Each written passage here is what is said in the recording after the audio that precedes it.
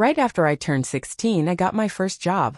When I told my parents, the first thing out of their mouths wasn't congratulations or anything like that.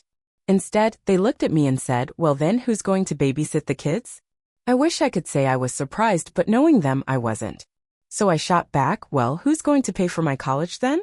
I figured that would catch them off guard. See, they told me more than once that if I wanted to go to college, I'd have to pay for it myself. But instead of actually thinking about what I said, they just burst out laughing. Like I'd told the funniest joke they'd ever heard. Then came the real kicker. They told me that as a woman, I should feel lucky to take care of kids, paid or not. Of course, in my case, it was never paid. Then my dad added his 3 cents, telling me, "You can't just be selfish and walk away from your family, Haley. Do you even know what a babysitter for 4 kids costs nowadays?" I tried to meet them halfway. I said I'd be willing to use some of the money from my job to help out with the kids. But that didn't matter to them. Since I wasn't willing to sacrifice my entire life to be their unpaid babysitter, they decided I didn't deserve to live there anymore. They told me to pack my stuff and get out. I didn't argue. I just rolled my eyes, ran upstairs, and started throwing clothes into my backpack. But as I did, something inside me cracked. I let myself feel everything all at once, the sadness, the betrayal, and that heavy grief of realizing I probably never know what it's like to be truly loved by my parents. I didn't bother wiping away the tears. I just kept shoving my clothes in until they yelled at me to hurry up. 10 minutes later, we were out the door, headed to my cousin Tara's place. On the drive there, my parents kept trying to talk me out of leaving. My dad kept bringing up how much the kids loved me, or more like, how no one else could calm them down like I could. They were trying to guilt-trip me, plain and simple. And the worst part? It worked a little. I started wondering if maybe I was being selfish. Then my mom started crying, not because I was leaving, but because now they'd actually have to pay for childcare. When we pulled up to Tara's place, they didn't even say goodbye. Just drove off and left me standing there. That guilt I'd been carrying got heavier, especially when Tara opened the door with the biggest, warmest smile I'd seen in years. It threw me off so much, I broke down crying as soon as we got inside. She tried to comfort me, kind of awkwardly. She asked, "Sweetheart, why not just help your parents out a little bit?" That hit a nerve. I didn't mean to snap, but all that anger came boiling out. I yelled that I'd already given up my friends, let my grades slip, everything just to watch their kids all the time. When I turned to look at her, I saw she was completely stunned. Then she said something that made my stomach drop. My parents had told her I was just being lazy and didn't want to help around the house. That I had nothing better to do all day. That broke me. I started crying again, but this time Tara pulled me into a hug. I told her the real story, everything, and she just held me, telling me I was safe with her. She wasn't mad, not even a little. But later, I'd find out she was actually furious. I cried myself to sleep that day. Hours later, I woke up to the sound of Tara yelling in the next room. She sounded pissed. I sat straight up. Tara was always shy and quiet, so hearing her yell was kind of shocking. I couldn't hear the exact words, but it was clear she was on the phone with my parents, and she was letting them have it. For the first time in my life, someone was standing up for me. I remember this little smile creeping onto my face as I listened. When I heard her hang up, I lay back down and pretended I was still asleep. Not knowing I was awake, Tara started talking to herself, something she hadn't done around me since we were kids. But what she said made me sit bolt upright. Turns out, my parents already had a free babysitter lined up. The whole thing was just a setup to push me out of the house. After saying all that, she let out a sigh and mumbled that I deserved better. And right then, I sat up and thought, she's right. I do deserve better. If I couldn't have better parents, then at the very least I deserved some payback. Every family's got that one aunt who lives for gossip, right? Well, ours is Aunt Denise. I sent her a text, every detail, every nasty little truth about what had happened. It turned into a 2,000-word message. Then I panicked. I turned off my phone, too scared to deal with the fallout. The next morning, when I finally worked up the nerve to turn it back on, I nearly dropped it. My phone was blowing up. Texts from Denise, from cousins, uncles, relatives I hadn't talked to in ages. Apparently, Denise had forwarded my whole message to the family group chat. No hesitation at all. My heart was pounding as I scrolled through the messages. Some people backed my parents, saying I was just a dramatic teenager. But a surprising number were on my side. My Uncle Frank wrote this long message calling my mom out, saying she treated me like a live-in nanny instead of her own daughter. Grandma Marilyn chimed in too, said she was heartbroken and raised her kids better than this. Tara walked into the room with her phone in hand and sat next to me. She just shook her head and laughed. Denise lives for this kind of drama, she said. Honestly, maybe it's a good thing. Now people know. I didn't know how to feel. Part of me was relieved that people finally believed me. But I also knew my parents were going to go nuclear. And now I had to figure out what came next. I had a job, sure, but I didn't have a place to live long term. I was still finishing high school. And even though I hated what my parents did, I missed my little siblings like crazy. Then my phone rang. It was my dad. I looked at Tara, hands shaking a little, heart pounding. I knew I couldn't avoid them forever. I took a deep breath and answered. Right away, I regretted it. My dad exploded on the other end, shouting so loud I had to pull the phone away from my ear. Tara heard it too. Her eyes went wide. He tore into me, saying I was dead to him, that I'd embarrassed them in front of the whole family, that I'd better forget about ever coming back. I sat there silent, eyes filling with tears again. When he finally paused, I mumbled I didn't mean for Aunt Denise to tell everyone. It was weak, but it's all I had. He started shouting again, calling me ungrateful. But then I heard my mom's voice in the background. She took the phone and in the coldest voice I've ever heard said, Haley, you made your choice. Don't expect anything from us now. No help with college. No more phone bill. Nothing. My stomach sank. It hit me all at once. My phone was still on their plan. I'd counted on some kind of help for school. I barely managed to whisper, what about my stuff? You took what you needed, she snapped. Anything else, we'll donate if you don't come get it by the weekend. Then she hung up. I sat there just staring at my phone, completely overwhelmed. Tara slid her arm around my shoulder and gave me a little squeeze. Well, that sounded delightful, she joked, trying to lighten the mood. She told me not to worry about my stuff, that we'd go pick it up the next day while my parents were at work. I nodded, still feeling numb. It was hard to believe my own parents had basically cut me off, all because I got a part-time job at a coffee shop. What kind of people do that to their kid? The next morning, Tara called in sick to work and we headed to my parents' house. I still had my house key, so getting in wasn't a problem. The place was quiet, my parents were at work and the kids were at school or daycare. Still, being there felt off. Like I was trespassing instead of coming home. I headed straight to my room to grab what I couldn't fit in my backpack the first time. Some clothes, a few of my favorite books, my laptop, and those photos of my siblings I always kept on my desk. Meanwhile, Tara was poking around in my parents' home office. I wasn't sure what she was doing, but I didn't ask. I just focused on getting in and out as quickly as possible. When we were walking out, I noticed she had a folder tucked under her arm. I asked what it was and she just shrugged and said she'd explain later. We loaded everything into her car and drove back to her place. Once we got home, Tara finally showed me what she'd taken. Inside the folder were my birth certificate, social security card, and a few other important papers. She'd also grabbed the emergency credit card my parents kept hidden in a drawer. You're gonna need these, she told me. And honestly, they owe you for all that unpaid babysitting. I was stunned. We can't use their credit card, I said. That's stealing. Tara rolled her eyes. Relax. We're not maxing it out or anything. But you need clothes for work, a phone plan, and some basic stuff to live on. They owe you at least that much. I didn't feel good about it, but the truth was I only had about $50 to my name and wouldn't get paid for another 2 weeks. So I agreed, but only to use it for essentials. That afternoon we went to the mall. I bought a few black t-shirts and work pants for the coffee shop, a prepaid phone, and some basic toiletries. We spent around $300 total. I still felt guilty, even though Tara reminded me it didn't even scratch the surface of what they would have paid a real babysitter over the years. The next day was my first shift at the coffee shop. I was nervous but also excited to finally earn some of my own money. The place was called The Daily Grind, not exactly a creative name. My manager, Chris, was patient and pretty easygoing. I messed up a couple of drink orders and had a hard time with the espresso machine, but all in all it wasn't terrible. When I got back to Tara's that evening, I noticed I had 3 missed calls from a number I didn't recognize. I hesitated before calling back, half worried it was my parents using a different phone. It wasn't. It was my little sister Sophie calling from my brother's iPad. She's only 10, but somehow she memorized my phone number. She was crying and asking why I left and when I was coming home. Hearing her voice like that shattered me. I tried to explain as gently as I could without throwing our parents under the bus. I told her I got a job and had to live closer to work. I told her I still loved her and the other kids very much. She didn't really understand, but she made me promise I'd come visit soon.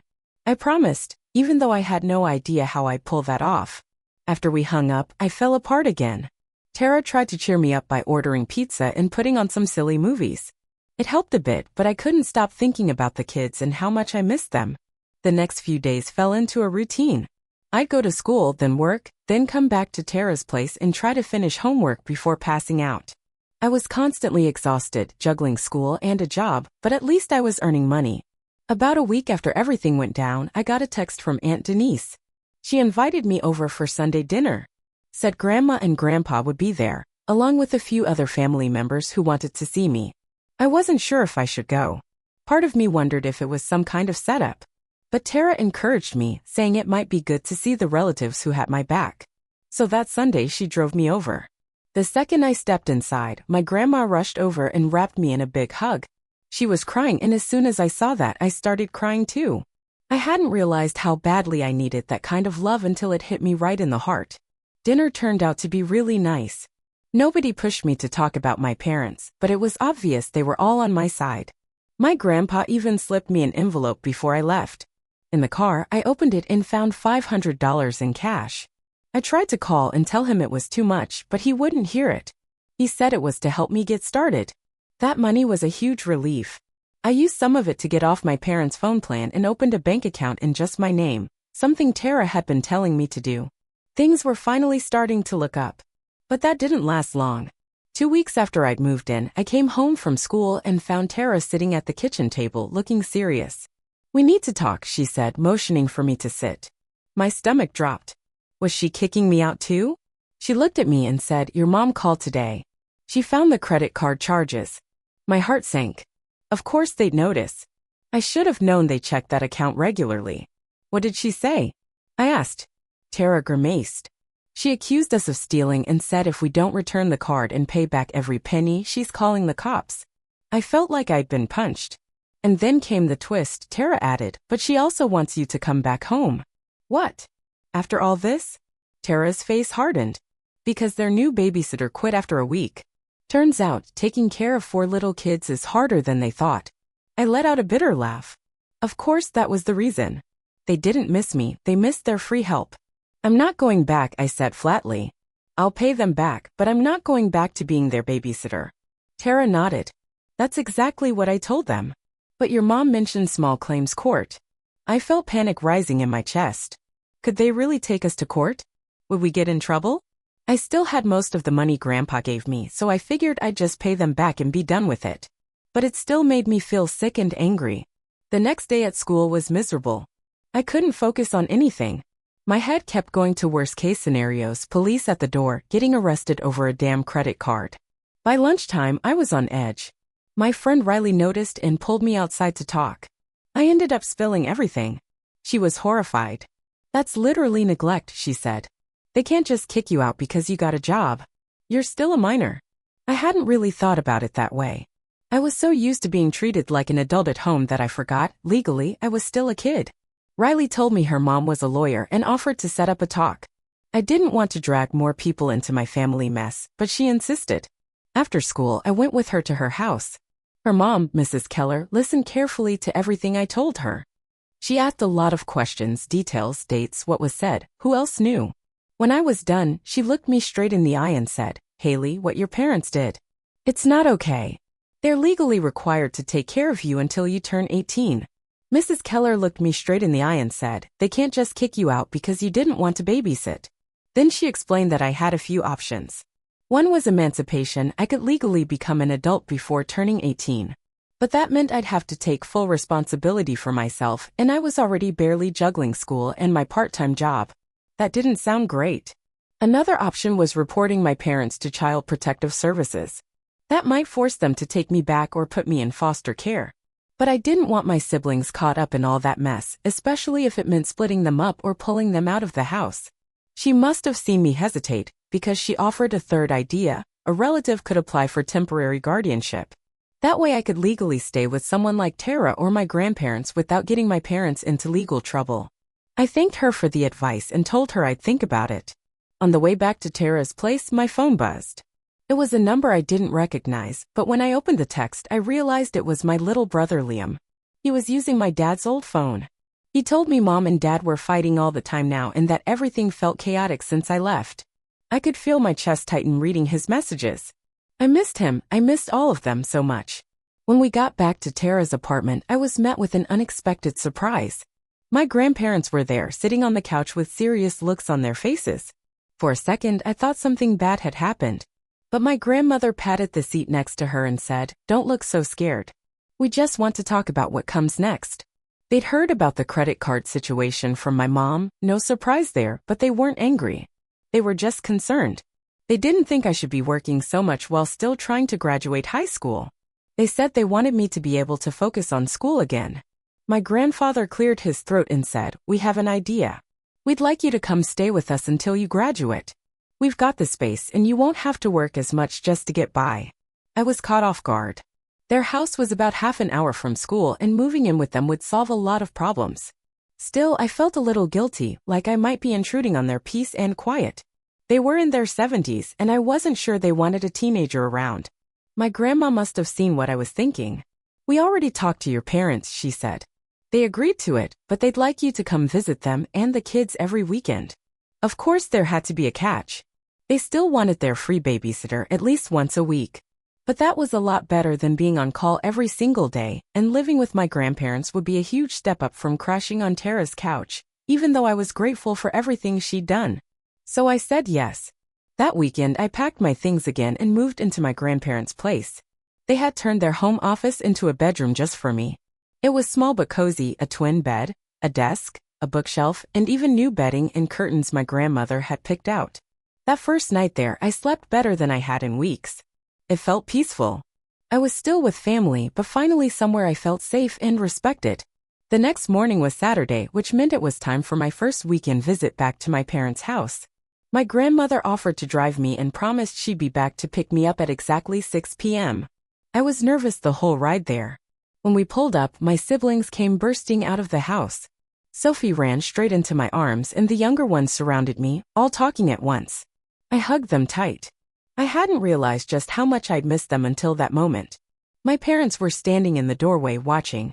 My mom's face was hard to read, but my dad just looked irritated, probably annoyed he had to handle the kids until I got there. Once my grandma drove off, I spent the day hanging out with the kids, helping them with homework, playing games, just catching up. It almost felt normal again. But any time my parents walked into the room, the air got heavy with tension. At one point, my mom pulled me aside while I was making sandwiches for the kids in the kitchen. "So," she said, her voice dripping with sarcasm, "you're too good to live here now, but you'll gladly accept handouts from your grandparents?" I took a deep breath and tried to stay calm. "I'm just trying to finish high school without being homeless," I said quietly, keeping my eyes on the sandwiches instead of her. "You are never going to be homeless," she snapped. "Stop being so dramatic." I bit my tongue. I wanted to remind her that they were the ones who told me to leave, but I didn't. I just took the plates to the dining room and focused on the kids. The rest of the day was awkward but manageable. My dad barely spoke to me, which honestly was fine. At 7 p.m. sharp, my grandma's car pulled into the driveway. I hugged my siblings goodbye and promised I'd be back next weekend. Just as I stepped out the door, my mom called after me. "Don't forget to bring your babysitting money next time." I turned around, confused. "What babysitting money?" She rolled her eyes. "The $700 you owe us for stealing our credit card." I was ready to argue, but I stopped myself. It wasn't worth it. I just nodded and left. In the car, I told my grandmother what happened. She looked furious but stayed quiet for a while. Then halfway home she said, "Your mother always did have a selective memory. I guess she forgot how much money they saved by having you raise the kids for 5 years." I was stunned. My grandmother had never openly criticized my parents before. It actually felt kind of good, like someone finally saw how unfair everything had been. Life with my grandparents settled into a steady rhythm. I still went to school, but I cut back on work hours and had more time for homework.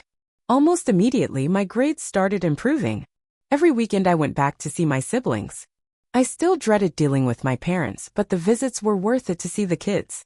The credit card situation got resolved when my grandfather stepped in and paid it off himself. He said it was a small price to pay to get me out of that toxic house. I promised I'd pay him back, but he waved me off. A month after I moved in with them, something unexpected happened. My English teacher, Mrs. Chong, asked me to stay after class. She'd read an essay I wrote about family, and she told me it was one of the best things she'd seen from a student all year. "Have you thought about applying for scholarships?" she asked. "With your writing and your grades, you qualify for some great ones." I admitted I hadn't really thought about college at all. I'd been too busy surviving. Mrs. Chang handed me a list of scholarships for students who'd faced tough personal situations. She even offered to help me with the applications. For the first time in a long time, I felt like maybe I had a shot at a future. I started researching schools and filling out scholarship forms like my life depended on it. My grandparents were fully on board, helping me with paperwork, proofreading essays, even taking me on a few campus tours nearby. But when my parents found out, they weren't happy. During one of my weekend visits, I was working on a scholarship essay on my laptop. My dad walked by and scoffed. "College? That's a waste of money," he said. "You should be saving up to get your own place instead of freeloading off your grandparents." I didn't even look up. I just kept typing. That made him mad. "You know we're not paying for any of it, right?" he said. "Not a single penny." I looked at him and said, "I know. I'm applying for scholarships and financial aid." He didn't seem to like that response. He walked away mumbling something about ungrateful kids who think they're too good for real work. Over the next few weeks, college and scholarship applications ate up all my free time. Mrs. Chang helped with my essays, and my grandparents gathered all the necessary documents. By spring, I'd applied to 6 different colleges and more than a dozen scholarships. Then, one Tuesday in April, it happened. My first acceptance letter came. I got into State University with a partial scholarship. I was over the moon I'd gotten in. But even with the scholarship, it wasn't enough to cover everything. I kept hoping I'd hear back with better news from the other schools. That same week, during my weekend visit to my parents' house, something surprising happened. My mom actually asked me how the college applications were going. It was the first time she'd shown even a sliver of interest in my future. I told her about getting into state, though I tried to keep my voice neutral. I didn't want to come off too excited, especially since she'd never been too supportive before. To my shock, she didn't say anything sarcastic. She just nodded and said, "Your Aunt Denise went there." She liked it. It wasn't a big deal on the surface, but coming from her, it felt huge, the closest thing to encouragement I'd heard in ages. I decided to take it as a good sign. 3 weeks later, something life-changing hit my inbox. One of the big national merit scholarships I'd applied for had picked me as a finalist. If I won, it would cover 4 full years of tuition at any public university in the state. I was ecstatic. My grandparents took me out to dinner to celebrate, and Tara even joined us. It felt like everyone who mattered was rooting for me. The finalist interview was scheduled for the following week. I spent days getting ready. My grandmother helped me pick out an outfit, a navy blazer and skirt that made me feel older, more professional. My grandpa drilled me with practice questions until I could answer everything about my goals, my plans, and my past without skipping a beat. The day of the interview, I was a nervous wreck. The scholarship panel had 5 people, all super accomplished. They asked about my essay, my background, my vision for the future. I told them how I wanted to become a child psychologist, inspired by what I'd gone through with my own family. I walked out of there unsure if I'd nailed it or just barely made it through, but I knew I'd given it my all. Then came the wait. Those 3 weeks dragged on forever. I checked my email constantly, jumped at every notification. My grandparents kept telling me not to stress, that we'd figure it out no matter what. But I couldn't stop thinking about how much winning that scholarship would change my life. Meanwhile, things with my parents stayed complicated. During my visits, my mom had started being more polite, even asked about school here and there. My dad didn't say much, but at least he wasn't glaring at me anymore. The kids, though, they were always thrilled to see me. Sophie had started calling just to chat, and the younger ones would fight over who got to sit next to me or show me their drawings first. Moments like that made the awkward stuff with my parents bearable. Then on a rainy Tuesday afternoon, it happened. I was at the kitchen table doing homework when I heard the ping from my phone. The subject line read, "National Merit Scholarship Decision." My hands were shaking so bad I could barely unlock the screen. My grandma came over and placed a steady hand on my shoulder. I took a breath and tapped the notification. The email opened. I scanned the first line, "Congratulations." That was all I needed to see. I burst into tears. Relief and joy hit me all at once. Full tuition for years anywhere in the state. My grandmother hugged me, crying too. My grandpa came in from the garage, saw us, and immediately joined the celebration. That night, we threw an impromptu party. Tara showed up with a cake, and Riley brought balloons. Even Mrs. Chang came by and gave me a beautiful leather-bound journal to use in college. I was so wrapped up in the moment that I almost forgot to call my parents. Later that evening, I finally did. I wasn't sure what reaction to expect, but I wanted them to hear it from me. My mom picked up. I told her about the scholarship, trying to keep my voice calm even though I was still buzzing. She was quiet for a second. Then she said, "Well, I guess all that studying paid off." It wasn't a celebration, but it wasn't criticism either. I decided to take it as a small win. Then she asked, "So, does this mean you're definitely moving away for college?" I explained that I was still choosing between schools, but yes, I'd likely be living on campus somewhere. Another pause. Then she said, "The kids are going to miss you." And after a beat, she added so softly I almost missed it, "We all will." It was the closest thing to affection I'd heard from her in years. I didn't really know what to say, so I just thanked her and told her I'd see everyone that weekend. After the call, I sat on my bed and let it all sink in. In just a few months, my life had completely changed. I'd gone from being a live-in babysitter to a scholarship winner with a future. It hadn't been easy, not even close, but maybe it was the journey I needed to take. The next day at school, I couldn't stop smiling. Out of nowhere, I'd just catch myself grinning. The future that had once felt completely out of reach now looked bright, wide open even. I had people behind me who actually believed in me. And maybe for the first time, I believed in myself too. As spring rolled into May, things kept getting better. I spent most of my time at my grandparents' house, which honestly felt more like home than my parents' place ever did. I still went back every weekend to see the kids, and little by little, the visits got less tense. My mom even started making small talk. And my dad, while still quiet, had stopped acting like I didn't exist. Then one Saturday in mid-May, something strange happened. I was in the living room playing with my youngest brother when my mom walked in and just stood there, watching us. After a while, she cleared her throat. "Haley, can we talk in the kitchen for a minute?" My stomach immediately twisted. In my experience, talks with my parents never ended well. Still, I nodded and followed her in. She started making coffee, keeping her back to me. I stood there awkwardly, bracing for whatever was coming. After a long pause, she said, "Your father and I have been talking about your graduation next month." Oh, right. Graduation. With everything else going on, it hadn't even been on my radar. I suddenly realized I had no idea who would even show up. Would it be tense with my parents and grandparents in the same place? Would they come at all?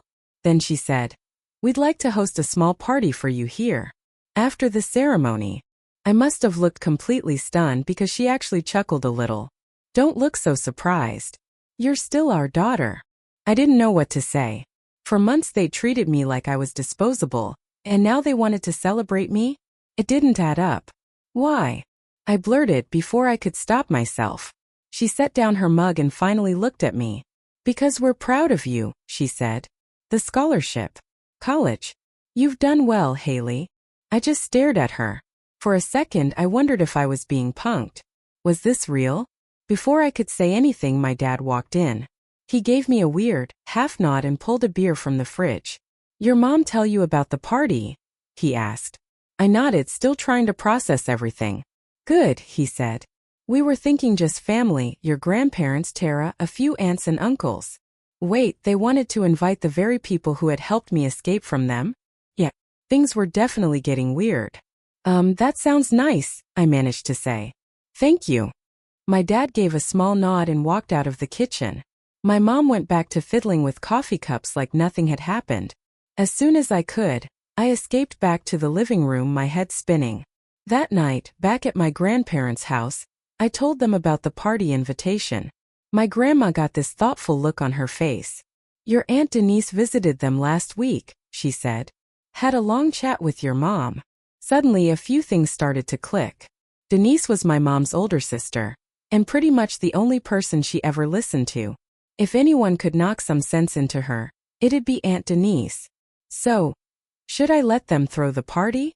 I asked. Or is it some kind of trap? My grandpa chuckled. "Not everything's a trap, Haley. Sometimes people realize they messed up and want to make it right." I wasn't sure if I believed that, but I decided to give them the benefit of the doubt. The next day, I texted my mom and told her I was okay with the party. She replied with a thumbs up emoji, probably the most enthusiastic response I'd ever gotten from her. The next few weeks flew by. Between finals and graduation prep, everything was a blur. I found out I'd ranked 10th in my class, which meant I got to wear an honor cord with my cap and gown. My grandparents were so proud they took me shopping for a new dress to wear under it. Riley and I spent a whole Saturday decorating our graduation caps. I wrote nevertheless, she persisted on mine with gold glitter letters. Just felt right. Graduation day came with perfect June weather. I woke up early, too excited to sleep in. My grandma made her famous blueberry pancakes for breakfast, and my grandpa followed me around taking pictures like it was my first day of kindergarten. The ceremony started at 3 p.m., and by the time we pulled into the school parking lot, the place was packed. Families everywhere, balloons, flowers, the whole deal. I spotted my parents' car instantly. Hard to miss with all 4 of my siblings squished up against the windows, waving like crazy. I waved back, feeling this strange mix of emotions. Part of me was still hurt by everything that had happened, but another part was just grateful they showed up. I had to head off and line up with the other graduates while my family found seats. Riley found me in line and we took selfies with our decorated caps, giggling like little kids. The ceremony itself was your standard high school production, long-winded speeches, endless loops of pomp and circumstance, and a slow march across the stage. But when they called my name, I heard cheers from every corner. My siblings were the loudest, but I could hear Tara too, and my grandpa's unmistakable whistle cutting through the noise. Afterward, the place exploded into chaos. Families hugging, posing for photos, trying to find their grads. Sophie wouldn't let go of my waist, and my littlest brother kept trying to steal my cap. My parents actually looked proud. My dad even gave me a pat on the back, and my mom fussed with my hair while someone took pictures. As we walked toward the parking lot, Riley ran up and gave me a tight hug. "You coming to Tyler's party tonight?" she asked. I shook my head. "Family thing," I said, nodding toward my parents. "Text me if you escape," she laughed, giving me a wink before heading off. We all drove back to my parents' house, them in one car with the kids, my grandparents in theirs, and me riding with Tara. On the drive, she kept glancing at me.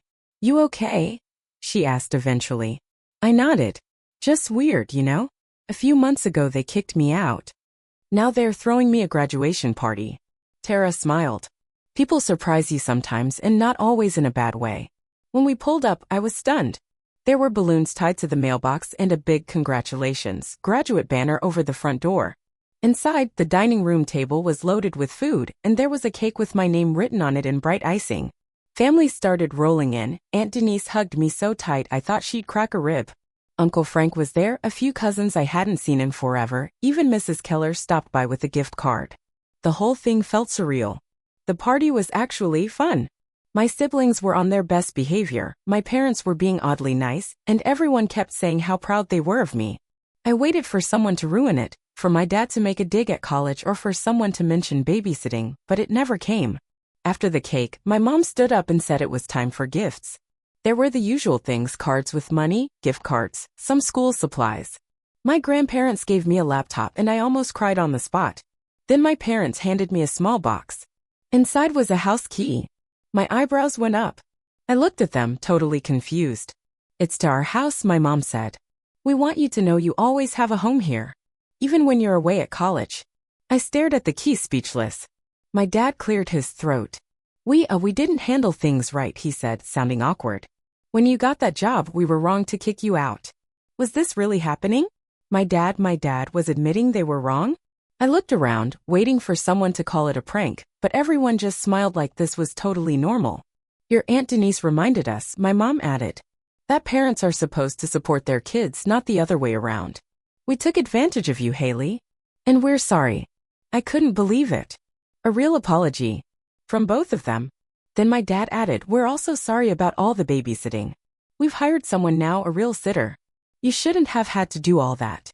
I glanced over at my grandparents. They were both smiling like they'd just watched me win the lottery. My grandma gave me a little nod. "Thank you," I finally said. That really means a lot." The rest of the night went by in a blur. People started heading out, and by 9 o'clock the house was quiet again. I texted Riley to say I wasn't going to make it to Tyler's party after all. I was way too wiped out to handle a crowd. My grandparents were the last to leave. Before they walked out the door, my grandma pulled me aside. "Your parents called us last week," she said gently. "They asked if we'd help cover any of your college costs that the scholarship doesn't take care of." I was stunned. "They did?" She nodded. "People can change, Haley. Sometimes it just takes a wake-up call." After everyone was gone, I found myself alone in the kitchen with my parents. We all stood there quiet, like no one quite knew what to say. So my mom finally said, "You're all set for state in August?" I nodded. "Yeah. Orientation's in July." I got placed in Thompson Hall. "That's on the north end of campus, right?" my dad asked. "Near the library?" I blinked. "Yeah." "How did you know that?" He shrugged. "I looked it up. Wanted to know where you'd be living." Another silence followed, but it didn't feel heavy this time. "Just knew." Then my mom said, kind of cautiously, "If you wanted to move back home for the summer, there's space. You're welcome to." I thought about it. Part of me wanted to shut it down right away. But another part of me knew they were trying awkwardly, clumsily, to make things right. "I'll think about it," I said. "I promised Grandma I'd help with her garden this summer, but maybe I can split my time." They both nodded like that was the perfect answer. My dad checked the time. "It's getting late. Want us to drive you back to your grandparents?" I shook my head. "Tara's coming to get me." Right then my phone buzzed, a text from Tara saying she was pulling up. I stood up, grabbed my bag, and headed to the door. Thanks for sticking around and listening to my story. And if you haven't already, be sure to subscribe and click the bell so you don't miss more true life stories just like this one.